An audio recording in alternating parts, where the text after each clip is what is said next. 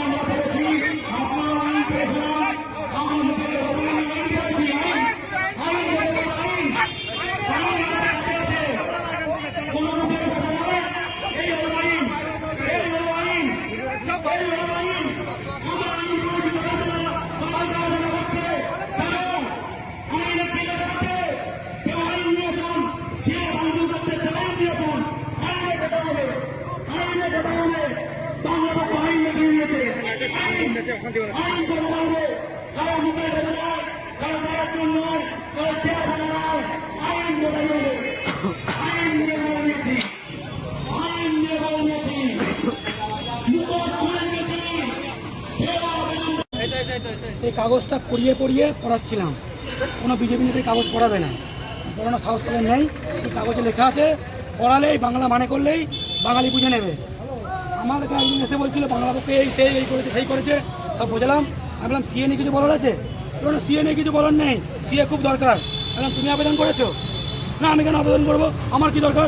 বললাম তুমি যখন আবেদন করোনি তখন লোকজনকে আবেদন করতে বলছো। চলে গেল, আমি বক্তব্য শুরু করলাম। তারপরে কাগজ দেখে দেখে চ্যালেঞ্জ করছি, কেউ প্রমাণ করে যাও, আমাকে ভুল প্রমাণ করে যাও। কারো দম থাকলে তারা টিভি চ্যানেলে বলছে, এখানে বলছো। আমি তো এখানে আছি প্রকাশ্যে, আমি তো কোনো অস্ত্র নেই। এই কাগজ নিয়ে দাঁড়িয়েছি, কাগজই আমাদের অস্ত্র। তারপর এসে মারধর করবে, খিস্তি খাস্তা, এখান থেকে হেলমেট তুলে আমাকে মারছে, ঠেলাঠেলি শুরু করে দিয়েছে, আমাকে মারবে। আমি এখান থেকে ধরিনি, আমি সুভাষচন্দ্র বসু জাতির বংশধর, সুভাষচন্দ্র জাতি। তাহলে মারো এখানে, কাগজ তোমার যদি দম থাকে। বাংলা পক্ষ সভা হচ্ছিল এখানে, আমরা কোনো পার্টি ফাটি কারোর মুখের কথা নয়, না পার্টি দিইনি। বাঙালিকে সতর্ক করছে আইন দেখিয়ে। এই হচ্ছে আইন, এই হচ্ছে আইন। কৌশিক মাইতি বাংলা পক্ষর সাংগঠনিক সম্পাদক। এই আইন দেখিয়ে বলছিলাম কি কাগজ লাগবে, বিজেপি ভুল বোঝাচ্ছে। এই হচ্ছে আইন, এই হচ্ছে কি কাগজ লাগবে, এখানে লেখা আছে। এখানে লেখা আছে 3টে কাগজ লাগবে।